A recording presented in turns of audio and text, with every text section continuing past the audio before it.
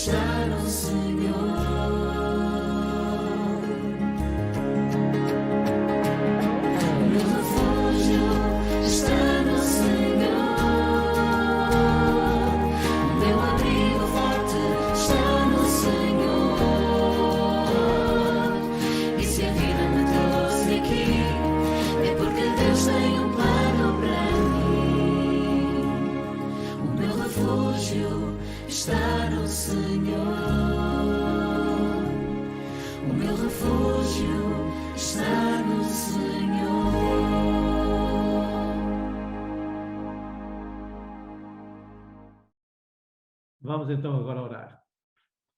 Bondoso Deus, muito obrigado por esta semana que nos estás a conceder. Obrigado porque todos os dias temos recebido mensagens vindas de ti, estudar estas personagens bíblicas que nos deixam tantas lições. Neste momento, Senhor, quero pedir que possas estar com a reunião de hoje, que possas estar com o Filipe e que ele possa ser um mensageiro teu mais esta vez, nesta noite. Vem estar com toda a tua igreja, mas de uma forma especial vem estar com cada jovem, que possas tocar o coração para que ele se possa entregar dia a dia a ti.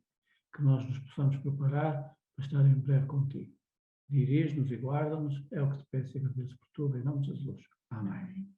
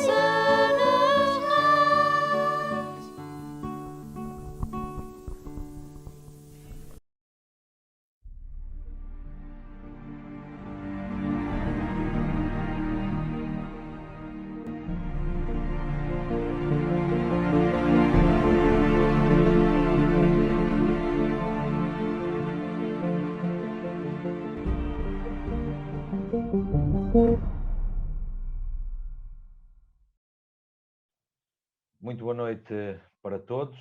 Depois de ouvirmos nestes 2 minutos estas vozes tão delicadas, os meus amigos vão ter que me ouvir a mim. É dose, mas lá terá que ser. Foi muito bem cantado, é muito bom ver as crianças à frente na igreja, é muito bom participar a partir daqui, conforme é possível, e ao longo destes dias, desde sábado até hoje, tivemos crianças, tivemos jovens.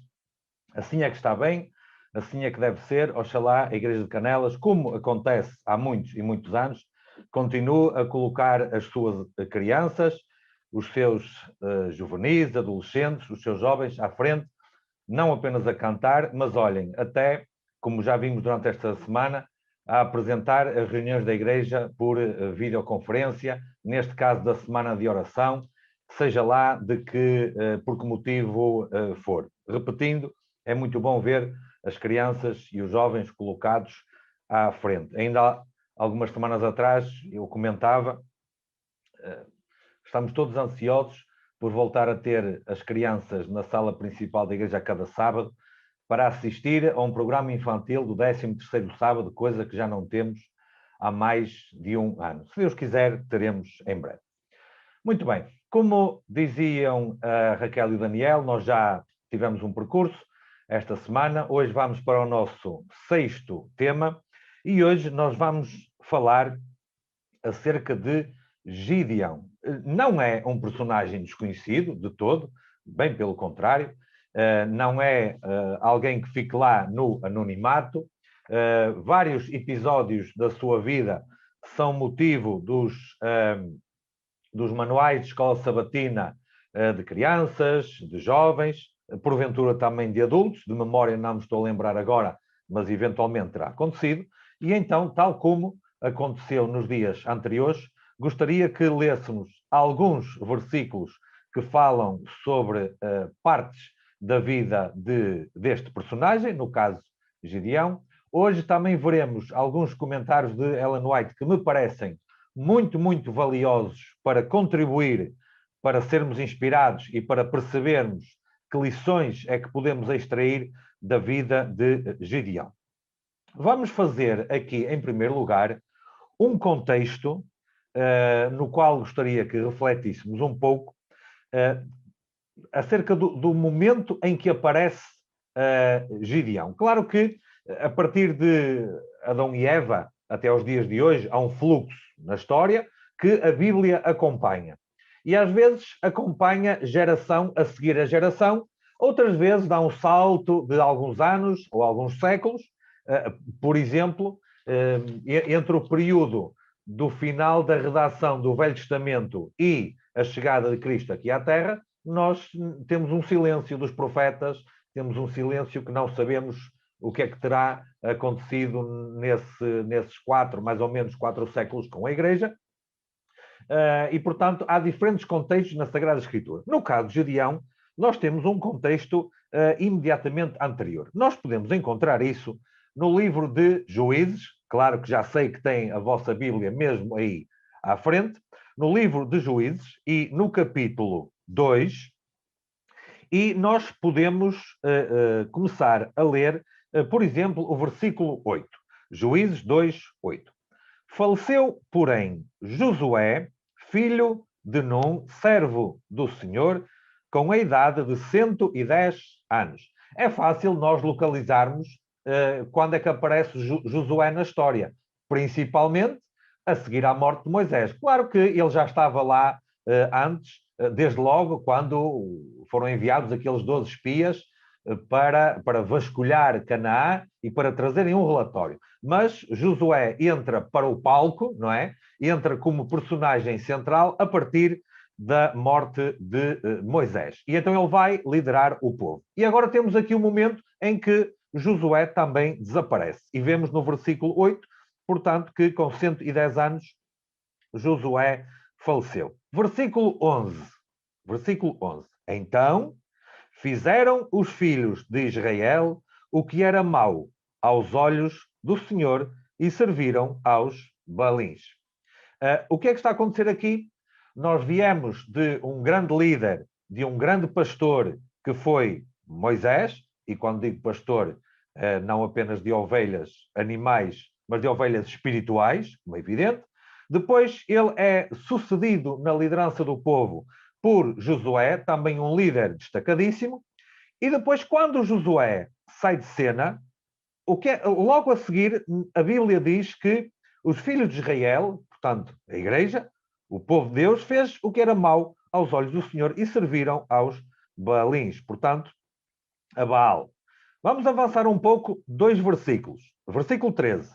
Porquanto deixaram ao Senhor e serviram a Baal e a Astarote.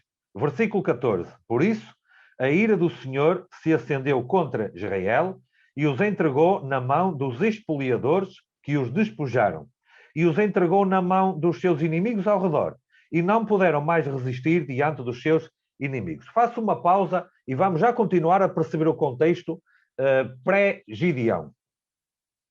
Em toda a história da Bíblia, e nós notamos isto muito bem no Antigo Testamento, em toda a história da Bíblia, nós conseguimos perceber aqui um padrão que é o seguinte: o povo de Israel, militarmente, não era necessariamente o melhor preparado. Em muitos casos, e veremos em breve um desses casos a seguir, em muitos casos, não era o mais numeroso. Agora, a fama que os precedia era que eles levavam tudo à frente, conquistavam todas as terras, todos os povos por onde passavam. E qual é o padrão aqui no meio disto tudo? Não era pela força física, não era pela força militar, era pela fidelidade a Deus. Portanto, o padrão é este. Sempre que a casa de Israel era fiel a Deus, eles conquistavam, eles venciam, eles prevaleciam.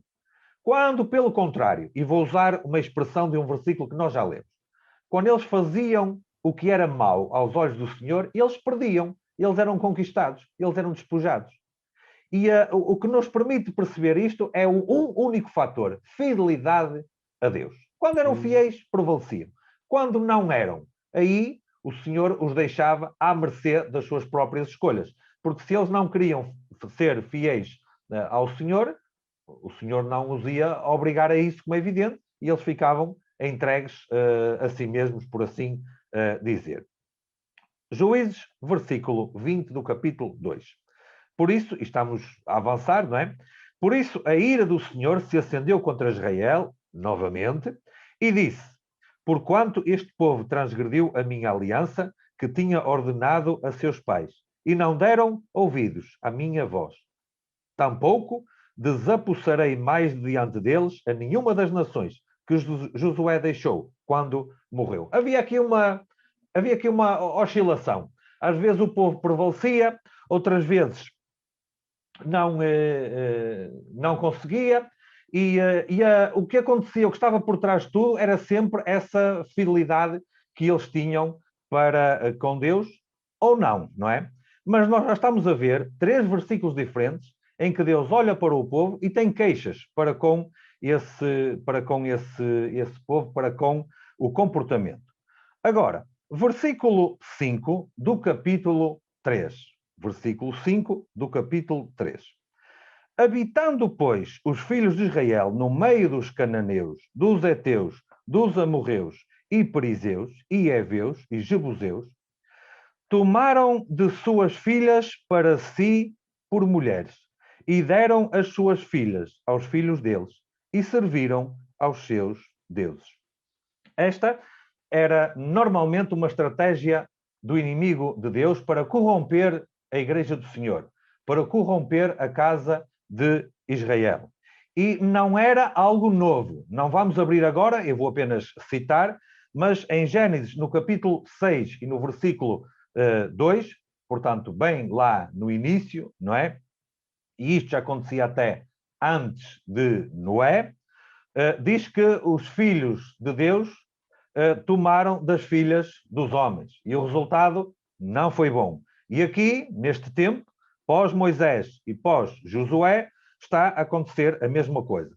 Resultado, versículo 7 do capítulo 3, e os filhos de Israel fizeram o que era mau aos olhos do Senhor. Novamente a mesma expressão. E se esqueceram do Senhor seu Deus e serviram aos Baalins e a Astarote. Então a ira do Senhor se acendeu contra Israel e ele os vendeu na mão de Cusá-Risataim, rei da Mesopotâmia, e os filhos de Israel serviram a esse rei por 8 anos. Juízes, no capítulo 4, logo a seguir, o capítulo a seguir, versículo 1. Porém, os filhos de Israel tornaram, ou seja, voltaram a fazer o que era mau aos olhos do Senhor depois de falecer Ehud. Ehud seria uma boa influência que havia ali. Ele faleceu, saiu de cena e os filhos de Israel voltaram. Parece que o redator do livro de Juízes está a dizer outra vez a mesma coisa. Outra vez com o mesmo erro. Mas era exatamente isso que estava a acontecer. E vendeu-os o Senhor na mão de Jabim, rei de Canaã. Estão a ver aqui? são infiéis a Deus, as coisas começam a correr mal. Que reinava em Azor, e Císara era o capitão do seu exército, o qual então habitava em Arosete dos gentios. Portanto, qual é o contexto pós-Josué? O povo não estava bem. O povo estava constantemente, nós lemos 5 ou 6 versículos, em que repetidamente a mensagem da Bíblia é: o povo fez o que era mau aos olhos do Senhor. Curvaram-se e serviram a Baal, serviram a Astarote, e as coisas definitivamente não estavam a correr bem. Ora bem, Deus sempre cuida do seu povo. Mesmo quando as coisas não estão bem, a sua igreja é a menina dos seus olhos. A sua igreja é o seu objeto de cuidado supremo. E, portanto, outro padrão da Bíblia é o seguinte: a igreja pode não estar a comportar-se bem. Aliás, vimos isso de forma claríssima. Deus sempre se mantém fiel à sua igreja. Deus não muda. Nele não existe sombra de variação. Ele continua sempre a ser o mesmo. E o que vai acontecer agora é uma reprodução, da mesma forma como tem outras ao longo da Bíblia, daquilo que aconteceu no Jardim do Éden. No Jardim do Éden, a igreja portou-se mal. A igreja não correspondeu, a igreja que era Adão e Eva na altura, como é evidente, não correspondeu àquilo que era o voto de fidelidade para com Deus. Abandonou Deus a igreja? Bem pelo contrário. E imediatamente veio à procura deles, dizendo: onde estás? Por outras palavras, o que fizeste? E logo a seguir, capítulo 3 de Gênesis, versículo 15, há uma promessa de restauração, de salvação, porque Deus nunca abandona a sua igreja. Nós lemos aqui vários versículos consecutivos que mostram claramente que o povo estava mal. Havia picos, às vezes ficava um bocadinho melhor, mas logo a seguir voltava a ficar mal, tornavam a fazer o que era mau aos olhos do Senhor. Mas Deus não abandonou a igreja, como nós vamos ver. Isso quer dizer que se Deus não muda, nem nele existe sombra de variação, hoje pode haver problemas na igreja. Hoje pode haver coisas que tu, jovem, até te podes escandalizar, enfim, podes te incomodar com aquilo. Deus não abandona a igreja, está sempre pronto para socorrer a igreja. Juízes, capítulo 6, e no versículo 11. O que fazer, então, neste caso? Quem poderia Deus usar que pudesse, porventura, estar à altura de Moisés e de Josué? Juízes 6, e no versículo 11.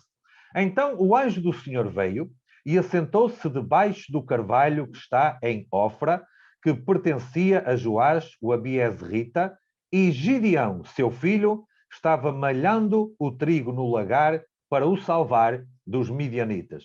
Vejam bem que o inimigo era tão forte que até a própria comida roubava ou lhes podia retirar.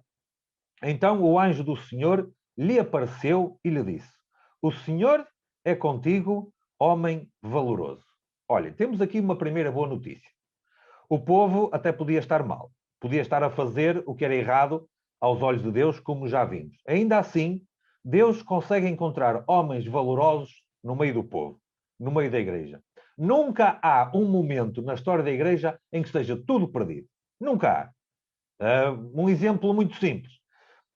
Instigado pelo inimigo de Deus, Caim lançou-se sobre Abel para o matar. Ficaria a linhagem prejudicada, linhagem a partir da qual viria o Messias? Não. Deus arranjou um substituto na família de Adão e Eva. Sempre Deus tem uma solução. Sempre Deus tem um remanescente. Sempre Deus tem alguém que possa usar e que possa recorrer para o representar. 13, versículo 13. Mas Gideão lhe disse: ai, Senhor meu, se o Senhor é conosco, por que tudo isto nos sobreveio? E que é feito de todas as suas maravilhas que nossos pais nos contaram, dizendo: não nos fez o Senhor subir do Egito? Porém agora o Senhor nos desamparou e nos deu nas mãos dos midianitas. Olha, vejam aqui um desabafo de Gideão. Gideão estava triste. Gideão estava amargurado. Gideão estava até aflito, podemos dizer isso, com a situação do povo. E ele tem aqui um desabafo para com Deus. Oh, meu Deus! Mas então, onde é que está o Senhor a cuidar de nós? Estamos aqui entregues nas mãos desta nação estranha. Nossos pais nos contaram das grandes coisas que o Senhor fez por nós, que abriu o mar a meio, que desbaratou o exército do Egito, que os cuidou ao longo dos 40 anos em que eles andaram pelo deserto, mas agora não vemos nada disso. Era um desabafo que Gedeão estava a ter. O Senhor vai ter compaixão com o desabafo de Gedeão. Versículo 14. Então o Senhor olhou para ele e disse: vai nesta tua força e livrarás Israel das mãos dos midianitas. Porventura não te enviei eu? Ora, portanto, vejam bem o que acontece aqui. Gedeão está a dizer, lá na saída do Egito, o Senhor fez grandes maravilhas. Durante os 40 anos, o Senhor cuidou deles, mandou comida, deu-lhes água, centenas de milhares de pessoas, e o Senhor sempre cuidou deles. Mas agora parece que eu não vejo nada disso. E o Senhor o que lhe vai dizer aqui nesta frase é: vês, e és tu, é através da tua mão que eu vou agir. E és tu que vais livrar Israel da mão dos vossos opressores. E antes que Gedeão dissesse, mas de certeza, mas é mesmo assim, o Senhor disse, porventura não te enviei eu? Ou seja, sou eu que estou a dizer. Lembram-se que quando o Senhor foi chamar Moisés para voltar ao Egito, quando ele morava em casa de Jetro, o seu sogro, e cuidava dos rebanhos do seu sogro, quando o Senhor vai chamá-lo naquele arbusto que não se consumia, ardia, mas não se consumia, e o Senhor vai chamá-lo para ir ao Egito, Moisés inventa 5 desculpas. Vão lá ver ao texto, em Êxodo 3 e 4, Moisés inventa 5 desculpas. Para todas elas, o Senhor tinha uma resposta, como é evidente, e chega ao ponto em quando Moisés disse, mas eu não sei falar, o Senhor diz, mas quem é que deu a fala? Mas quem faz o mudo, quem faz o surdo? O Senhor já tinha providenciado uma solução, iria enviar Arão ao encontro de Moisés. E aqui o Senhor está a dizer a Gedeão a mesma coisa. Não sou eu que estou a mandar, não sou eu que estou a dizer. Eu sou aquele mesmo que tu dizes que livrou o povo do Egito e que fez aquelas maravilhas todas. Versículo 15. E ele lhe disse, ai, Senhor meu, com que me livrarei Israel? Eis que a minha família é a mais pobre em Manassés, e eu o menor na casa de meu pai. Vejam, aqui é um ato de humildade da parte de Gedeão. O que é que ele está a dizer? Eu vou ler novamente, talvez arrisque aqui um bocado no comentário que vou fazer. E ele lhe disse, ai, Senhor meu, mas serei eu mesmo que vou livrar Israel? Mas como é que isso é possível? A minha família é mais pobre em Manassés, não é uma família destacada na igreja, e eu sou menor na minha própria família. Existem outros muito mais importantes na igreja do que a minha família e do que eu. Será que às vezes temos este tipo de pensamento? Eu não sirvo para desempenhar uma função na igreja para ajudar, eu não sou de uma família destacada, eu não faço parte daqueles que vão à frente à plataforma, portanto, muito provavelmente eu não tenho capacidade e Deus não tem grande coisa especial para fazer através de mim, eu não vou poder ser muito usado para servir a igreja. Errado. Gedeão fez essa mesma pergunta. O Senhor já sabia essas coisas todas, mas ainda assim foi escolher aquele homem, por uma razão muito simples. Porque quando Deus vai escolher homens e mulheres para o servir, não vai olhar ao nome, não vai olhar à família, não vai olhar à tribo, não vai olhar ao passado, vai olhar ao caráter. E à capacidade e à disponibilidade que a pessoa tem de se colocar ao seu serviço. Versículo 16. O Senhor lhe disse, porquanto eu hei de ser contigo, tu ferirás aos midianitas como se fossem um homem só. Vejam, o plano de Deus não se desvia. Claro, os homens têm as suas fraquezas, como é evidente. Já disse que Moisés arranjou 5 desculpas. Gedeão tem aqui alguma hesitação também. Mas o plano de Deus não se desvia. Só que Gedeão quis ter a certeza. Deus vai admitir a fraqueza do homem. Nem sempre isso aconteceu. Por exemplo, no caso de Zacarias, quando Zacarias duvidou de que sua esposa fosse engravidar, ele recebeu ali uma punição até ao momento em que seu filho depois nasceu. Mas Gedeão quis ter a certeza. Capítulo 6 e no versículo 17. E ele disse, se agora tenho achado graça aos teus olhos, dá-me um sinal de que és tu que falas comigo. Rogo-te que daqui não te apartes, até que eu volte e traga o meu presente e o ponha perante ti. Mais uma vez a humildade de Gedeão. Ele não quer ser servido. Ele está na disposição de servir quem está diante dele. E disse, eu esperarei até que voltes. E entrou Gedeão e preparou um cabrito e pães ázimos de 1 efa de farinha. A carne pôs num cesto e o caldo pôs numa panela, e trouxe-lhe até debaixo do carvalho e lhe ofereceu. Lembram-se quando Abraão, portanto, antes de Gideão, como é evidente, quando Abraão também recebeu forasteiros na sua casa, também lhes apresentou uma refeição, também foi ótimo em hospitalidade. Versículo 20. Porém, o anjo de Deus lhe disse: toma a carne e os pães ázimos e põe-nos sobre esta penha e derrama-lhe o caldo. E assim fez. E o anjo do Senhor estendeu a ponta do cajado que estava na sua mão e tocou a carne e os pães ázimos. Então subiu o fogo da penha e consumiu a carne e os pães ázimos. E o anjo do Senhor desapareceu de seus olhos.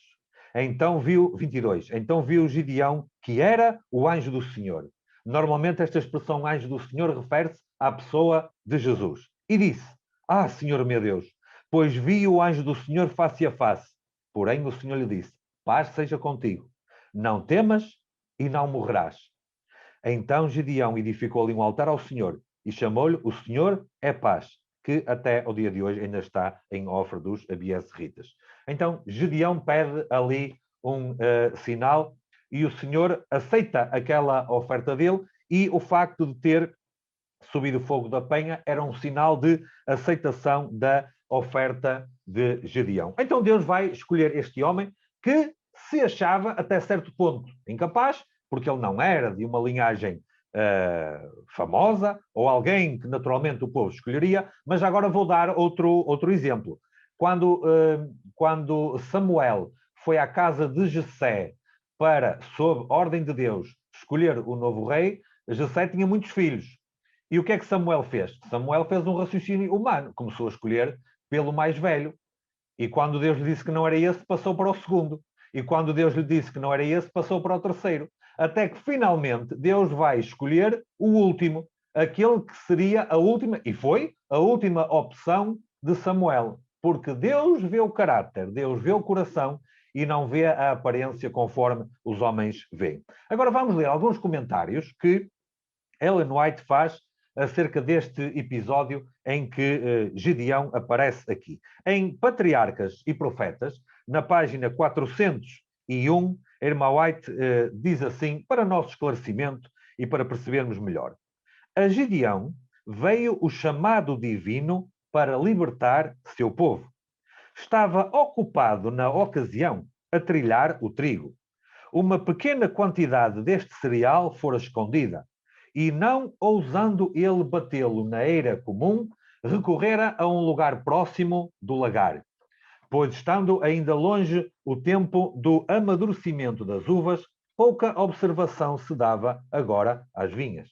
Enquanto Gideão trabalhava em segredo e silêncio, meditava com tristeza na condição de Israel e considerava como o jugo do opressor poderia ser quebrado de seu povo. Estão a ver aqui que Gideão sofria com a igreja? Gideão sofria com o seu povo. Às vezes, isto é uma tendência que parece aumentar cada vez mais nos tempos em que nós vivemos.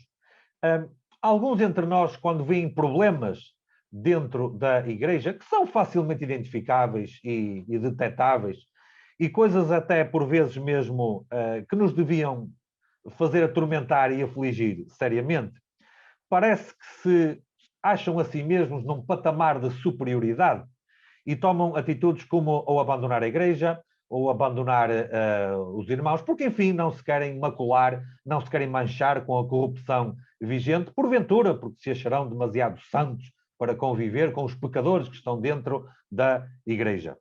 Olhem, Daniel viu a igreja com problemas e ele não orava, perdoa-os a eles, e eu é que sou ótimo, eu é que sou bom aos teus olhos. Ele disse, perdoa-nos a nós porque pecamos contra ti. Moisés viu os problemas da igreja e não disse, olha, meu Deus, a igreja está mal, mas eu estou muito bem diante de ti. Moisés disse, salva-os a eles e risca-me a mim do teu livro. E aqui temos Gideão com o mesmo tipo de comportamento em que nos seus pensamentos, no segredo da sua alma, ele estava triste com a condição de Israel. E ele considerava, colocava-se a pensar como é que a igreja se poderá libertar desta opressão, como é que a igreja poderá prevalecer. Identificava-se com essa dor da igreja. Agora, quanto ao facto de Gedeão, porventura, achar, como achava, que não vinha de uma família muito importante e que se calhar não era a pessoa ideal para ser usado, a irmã White tem este comentário em Obreiros Evangélicos, página 332, em que diz assim: quantos obreiros úteis e honrados na causa de Deus têm recebido o preparo entre os humildes deveres das mais modestas posições da vida. Moisés foi candidato ao governo do Egito, mas Deus não o pôde tirar da corte do rei para fazer a obra que lhe era designada. Somente depois de ele haver sido por 40 anos um fiel pastor, foi enviado como libertador de seu povo. Gedeão, ela dá este exemplo, foi tirado da eira para ser o instrumento nas mãos de Deus, para livrar os exércitos de Israel. Eliseu foi convidado a deixar o arado, a atender ao mandado do Senhor. Amós era agricultor, lavrador do solo, quando Deus lhe deu uma mensagem a proclamar. Pessoas ligadas ao trabalho na terra, com profissões aparentemente humildes, que foram escolhidas por Deus para fazer uma grande obra na sua igreja e entre o seu povo. Mas querem um exemplo melhor? Então pensem o seguinte rapidamente. Faço uma pergunta em que dou 3 segundos para pensarem e responderem. Quando o próprio Jesus esteve aqui na Terra e veio escolher os seus discípulos, quantos pescadores é que ele escolheu e quantos rabis é que ele escolheu? 1, 2, 3. Pois é. O Senhor, quando veio cá procurar os seus discípulos, colaboradores mais próximos, não olhou para a posição, não olhou para o cargo, olhou para o caráter e para aquilo que aqueles homens estariam dispostos a que Deus fizesse com eles. E, portanto, meu caro jovem, tu que és adolescente, tu tens que ter este tipo de postura. Os adultos também, com certeza, e os idosos também, com certeza, porque os idosos também podem pensar: mas eu já gastei muitas forças na minha vida, e eu agora estou bem na igreja, sentadinho, a ver os jovens a fazer tudo.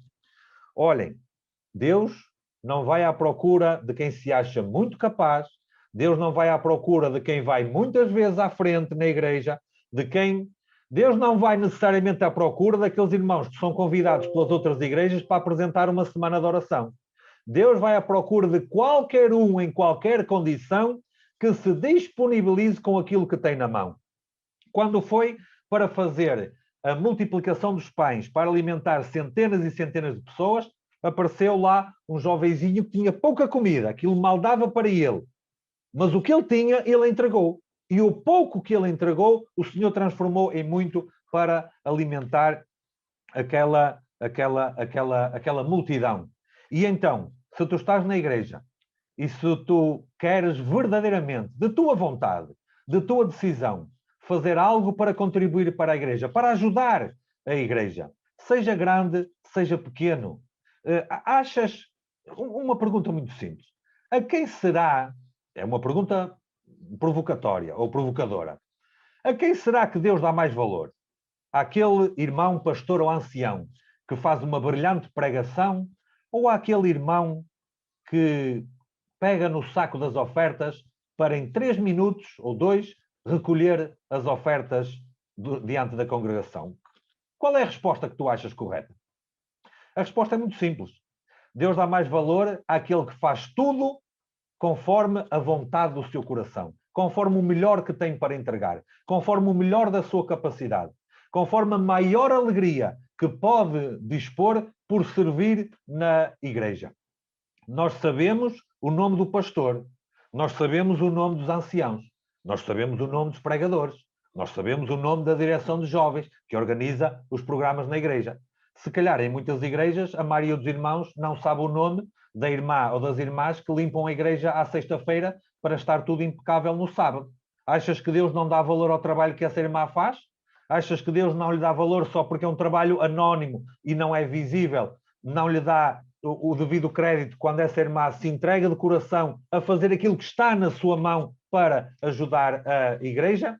Porventura, alguns de nós podem achar que não somos capazes por diversas razões, como Gedeão poderia entender. Mas já vimos claramente que não é assim que Deus entende. Em Juízes, no capítulo 7, e vamos avançando para concluir já daqui a pouco, em Juízes, no capítulo 7, tem aquele relato daquela que é, porventura, a história mais famosa da vida de Gedeão, que é quando ele vai com 32 mil homens, não vamos ler os versículos todos, eu vou apenas resumir, quando ele vai com 32 mil homens para o combate, para a guerra, sendo que tinha a promessa de Deus de que ele venceria. Então ele vai com 32 mil homens, sendo que o exército inimigo era muito, muito mais numeroso. E o que é que acontece? E o Senhor diz, 32 mil? Ok, demasiada gente. Demasiada gente. 32 mil, demasiada gente. Então, mas o inimigo, o adversário, tem ainda muitos mais. E nós com 32 temos pouca gente? Sim, sim, pouca gente. Então o Senhor faz uma primeira purga e quantos é que ficam? 10 mil. E quando Gedeão diz, bom, eu com 32 já estava em grande minoria, agora com 10 mil, mas pronto, lá terá que ser. E o Senhor diz, calma, calma. Não, não. Tem demasiada gente. Há muita gente que ainda não está pronta. E o Senhor faz mais um teste, ou faz um teste neste caso, e há mais uma purga, e Gedeão finalmente fica com 300 homens. Ou seja, se com 32 mil, a desvantagem numérica militar era enorme, bom, com 300, isto, em termos de estratégia militar, qualquer general dizia, é uma causa perdida, vamos abortar a missão, nem vale a pena prosseguir, é melhor ir para trás, reorganizar e depois logo vemos o que é que vamos fazer. Juízes 7:16. Então dividiu os 300 homens em 3 companhias e deu-lhes a cada um nas suas mãos buzinas e cântaros vazios com tochas neles acesas. E disse-lhes, olhai para mim e fazei como eu fizer. E eis que, chegando eu à extremidade do arraial, será que, como eu fizer, assim fareis vós. Versículo 20. Assim tocaram as 3 companhias as buzinas e quebraram os cântaros. E tinham nas suas mãos esquerdas as tochas acesas e nas suas mãos direitas as buzinas para tocarem e clamarem, espada do Senhor e de Gedeão. E conservou-se cada um no seu lugar ao redor do arraial. Então todo o exército pôs-se a correr e gritando fugiu. 22. Tocando, pois, os 300 as buzinas. O Senhor tornou a espada de um contra o outro. E isto em todo o arraial que fugiu para todas aquelas localidades que estão ali. Ou seja, aqueles 300 foram mais do que suficiente para derrotar o exército inimigo de dezenas de milhares. Porquê? Porque Deus não precisa daqueles que se acham muito bons, que se acham muito capazes. Deus precisa daqueles que estão dispostos a acreditar naquilo que Deus diz. Deus precisa daqueles que estão dispostos a serem usados. Gedeão poderia ter tido algumas dúvidas no início. O Senhor o esclareceu. Ele ficou convencido. E depois, quando ficou apenas com 300 homens com ele, contra dezenas de milhares, ele não voltou para trás. Porquê? Porque Deus tinha dito que ele teria sucesso. Então, às vezes, na igreja, nós fazemos um programa qualquer, com muita dedicação, e depois ficamos decepcionados porque não há muita adesão da parte dos irmãos. E depois fazemos algo com o melhor da nossa boa vontade, do nosso esforço, e há, se calhar, uma palavra que nos dão de crítica, que nos pode até, porventura, deitar abaixo. O Senhor diz que dará a vitória a todo aquele que acreditar nele e que se esforçar. E que fizer o que estiver na mão dele. A Josué, que foi uma inspiração para Gedeão e para outros, o Senhor disse, esforça-te e tem bom ânimo. O Senhor não disse que queria ser tudo fácil. O Senhor não disse que queria ser tudo às mil maravilhas. Mas disse, eu estou contigo, eu vou contigo, eu estou a dizer para tu ires, e eu te darei esta mesma vitória. Então, se tu queres fazer alguma coisa, vai e não hesites. Vai e não deixes para trás. E vou-te dar um exemplo para pensares que não deves mesmo hesitar quando o teu pastor, quando um irmão mais experiente na igreja, quando a tua própria igreja te pede para colaborar e para fazer alguma coisa. Antes de a irmã White ter sido chamada para exercer o seu ministério profético, 2 homens foram chamados. William Foy e Hazen Fox. E os 2, sem entrar aqui em detalhes, o que é certo é que receberam a mensagem, receberam o pedido da parte de Deus para serem os seus servos e não se mostraram disponíveis. Não se mostraram disponíveis. Então, quem é que o senhor vai chamar a seguir? Bom, se organizássemos a comissão da igreja, ou, perdão, como se chama? A comissão de nomeações da igreja, o que é que nós iríamos fazer? Iríamos olhar para a igreja, houve 2 recusas, então agora é melhor escolher a pessoa mais capaz, mais preparada, com os melhores estudos, para desempenhar a função. O que é que Deus foi fazer? Deus foi escolher uma adolescente que na sua infância tinha tido um acidente em que a maioria das pessoas não dava nada por ela, uma pessoa com fraquíssimos estudos, com dificuldades a respirar desde logo, e que eu não sei se a nossa comissão de nomeações iria escolher essa pessoa. Mas foi a pessoa que Deus escolheu. E essa pessoa disse, eu estarei disponível. Mais tarde ela chegou a dizer, eu sou a mensageira do Senhor. O Senhor dá-me uma mensagem e eu transmito. Hoje, mais de 100 anos depois da sua morte, nenhum de nós consegue perceber na totalidade os resultados gigantescos da obra que essa adolescente, claro que depois adulta e uma senhora já idosa, deixou para a igreja. Porquê? Porque era melhor do que os outros? Porque era mais capacitada do que os outros? Porque vinha de uma família influente na igreja? Porque vinha de uma família destacada na casa de Israel? Não, porque estava disponível. Porque entregou aquilo que tinha. Apenas e só. Então o desafio que tu tens hoje na igreja é exatamente esse mesmo. Podes colaborar na igreja? Podes colaborar na igreja. Olha, às vezes a nossa colaboração passa apenas pela nossa presença. Imediatamente somos beneficiados. Só pela presença. Nem precisamos de mais nada. Entretanto, há um princípio que eu também gostaria de não deixar passar em claro. Irmã White tem uma expressão que não vamos ler, lembrei-me apenas dela há pouco, em que ela diz que, em termos de pessoas preparadas dentro da igreja para enfrentar as últimas cenas da história da Terra e para estarem de pé diante do Senhor, a expressão que ela usa é nem 1 em 20 estão preparados. Ela não diz, ao contrário daquilo que alguns deturpam, ela não diz que apenas 1 em 20 serão salvos. Não é isso que diz. Ela diz que nem 1 em 20 estão preparados para executar a obra, para estar de pé diante do Senhor. É Serviço Cristão, página 41 e 42, podes ir lá procurar o contexto todo. Isso quer dizer que podemos olhar à nossa volta e ficar desanimados. Podemos olhar à nossa volta e dizer, mas eu não vejo ninguém que também queira fazer o mesmo esforço. Olhem, Gedeão não esteve preocupado com isso. Gedeão estava atormentado porque não via solução para Israel. E quando o Senhor disse, não vais tu, eu estou a mandar a ti, és tu que vais e és tu que vais conseguir essa vitória. Ele não ficou preocupado, vamos ser muitos, vamos ser poucos, será que vou ter muita adesão, será que vou ter pouca adesão? Ele foi e fez. E quando muitos foram embora e ele ficou só com 300, ele foi e fez. Porque o Senhor tinha dito para fazer isso. A igreja, o povo, reconheceu a liderança de Josué. E no livro Patriarcas e Profetas, na página 407, a irmã White comenta algo muito interessante, que eu vou passar já aos comentários da irmã White, sem ler o texto bíblico, e ela comenta o seguinte. O povo de Israel, em gratidão pelo seu livramento dos midianitas, propôs a Gedeão que ele se tornasse seu rei e que o trono se confirmasse aos seus descendentes. Ainda não havia rei em Israel, isto é antes de Saul. Essa proposta estava em direta violação dos princípios da teocracia. Teocracia, Deus é que é o rei. Deus era o rei de Israel. E para este, a colocação de um homem no trono seria a rejeição de seu soberano divino.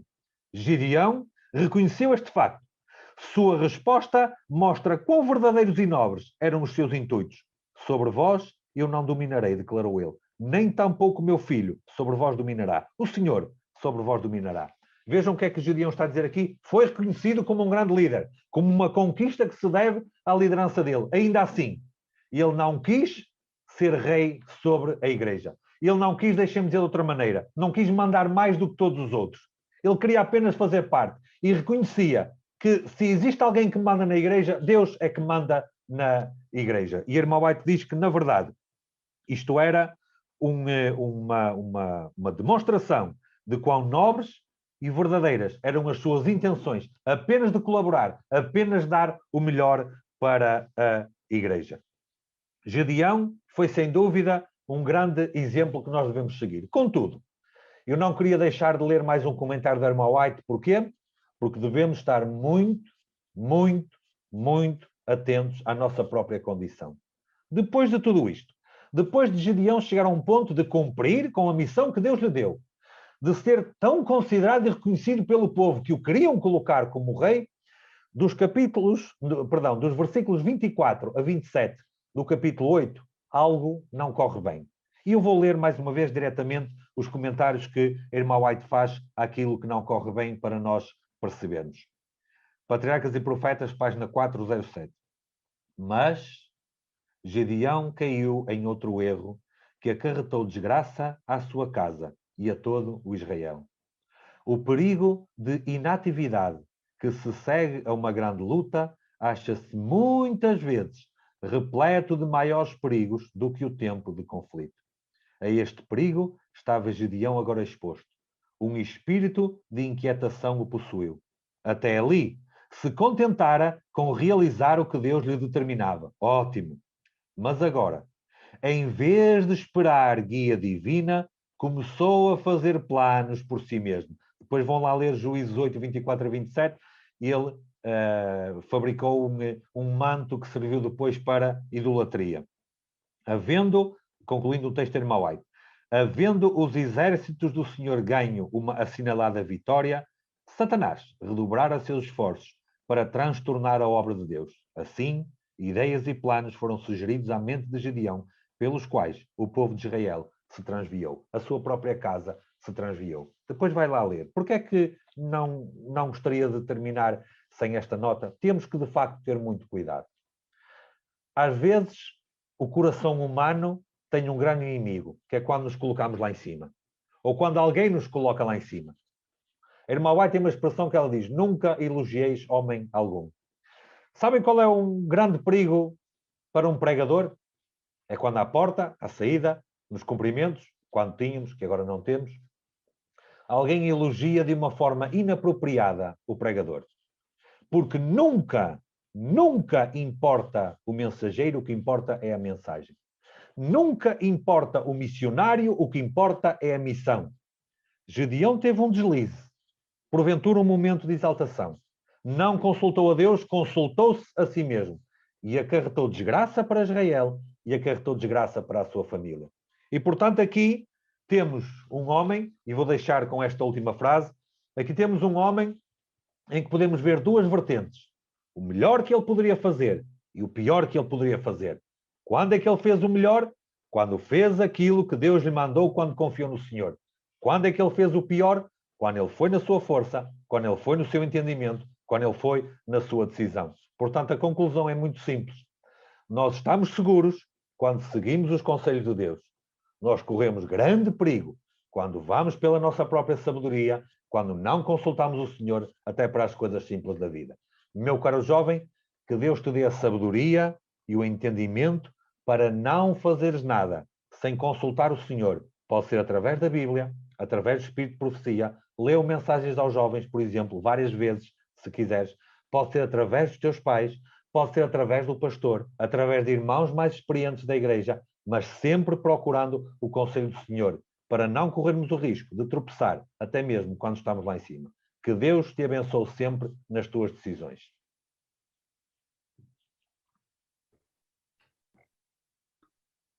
Agradecemos ao Filipe a forma clara, assertiva. Não temos aqui por onde fugir. Quer sejamos nós mais jovens ou mais crescidos. E antes de nós passarmos aos momentos de oração e antes de suspendermos por alguns instantes a transmissão para o YouTube, eu quero pedir aos que estão no YouTube para, depois das orações, voltarem a ligar-se a nós. Temos algumas coisas para partilhar convosco no final e queríamos realmente que todos pudessem ouvir. Entretanto, o desafio, quer para os que estão no Zoom, quer para os que estão através do YouTube, o desafio da oração é realmente nós podermos orar em grupos, nas nossas famílias, podermos orar pela igreja, pela sua missão. E como o Filipe disse há bocadinho, não é os planos do pastor, não são os planos dos anciãos, mas que cada um de nós, neste momento de oração e a cada dia, possa colocar-se sob a orientação de Deus, para realmente realizarmos o sonho de excelência que Deus tem para a sua igreja, através de nós, não é? Seremos esses instrumentos, mas não são os meus planos, não são os meus sonhos, não é sequer o plano do Departamental de Evangelismo, mas sim os planos de Deus. Vamos reunir-nos então em casa, com as nossas famílias, em oração. Vamos suspender a transmissão para o YouTube e depois, quando eu perceber que todos oramos, eu própria irei fazer uma oração de forma a percebermos que terminamos esses momentos. Até já então para os que estão no YouTube e nós vamos, os que estamos no Zoom, fazer então os nossos grupos de oração.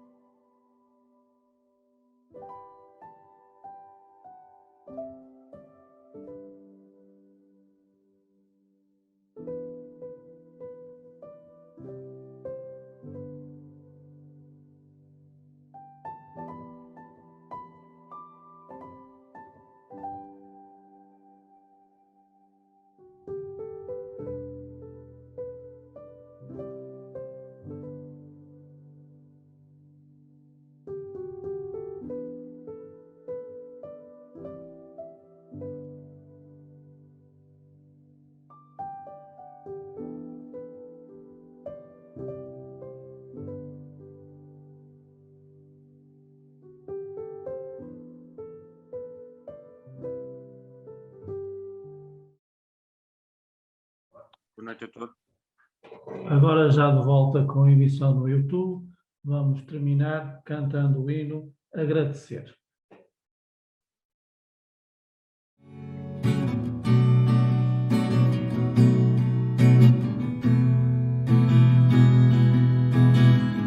O mistério da vida vai além do que posso entender.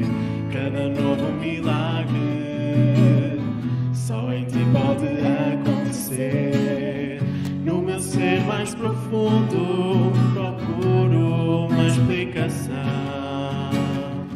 De joelhos eu oro e vejo em ti a razão.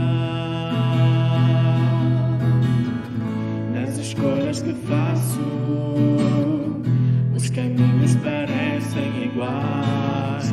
Quantas vezes eu tento, mas o fardo é pesado demais. No meu ser mais profundo procuro uma explicação. De joelhos eu oro e vejo em ti a razão. Agradecer o teu amor que se expressou assim no despertar de um novo ser e fez brilhar em mim tudo o que vês, tudo o que sou. Jamais será igual quando abracei o teu amor. Nasceu dentro de mim. Agradecer.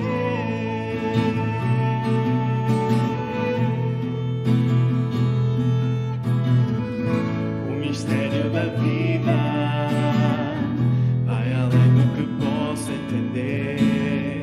Cada novo milagre só em ti pode acontecer.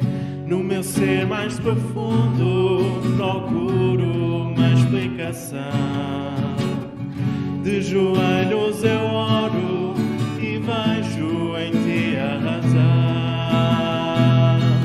Agradecer o teu amor que se expressou assim no despertar de um novo ser e fez brilhar em mim tudo o que vês, tudo o que sou.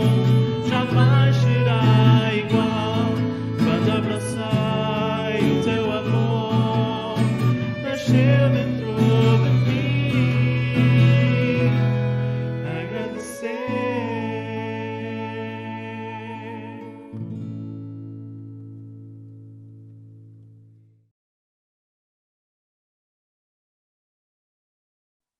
Nosso bom Deus, nosso bom Pai, no encerramento de mais um programa desta semana, nós queremos pedir a tua bênção para cada criança, cada jovem, cada família que aqui está, os que acompanharam, os que ainda vão acompanhar este programa, para que nenhum de nós se esqueça de sempre pedir a orientação do Senhor para os caminhos por onde deve andar. Sempre perguntar ao Senhor o que deve fazer e deixar-se levar por aquilo que são as indicações que temos com a revelação que nós temos à nossa frente. Que o nosso egoísmo não se interponha diante do Senhor para fazermos a nossa própria vontade, mas que saibamos que, cumprindo com aquilo que o Senhor nos diz, estaremos seguros e estaremos melhor aos olhos do Senhor. Abençoa-nos grandemente, possamos ter uma boa noite, amanhã um bom dia, até nos encontrarmos novamente já nas horas sagradas. É o que te pedimos e agradecemos em nome de Jesus. Amém.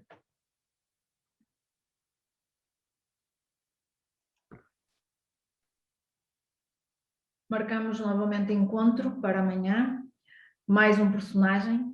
Acredito que o personagem da manhã será, se calhar, de todos estes, o menos falado, o menos conhecido, e por isso, mais uma razão para nós marcarmos a nossa presença, para nos juntarmos então, para descobrirmos que personagem é este.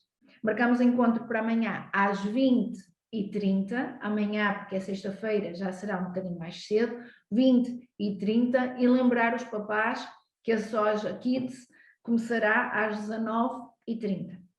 Tem sido muito bonito ver o entusiasmo dos mais pequeninos, e acredito que tenha sido uma bênção também, ou que esteja a ser uma bênção também para eles. Assim marcamos encontros com os mais novos, 19h30, e para todos os outros então, às 20h30. Até lá, que o Senhor nos possa abençoar grandemente.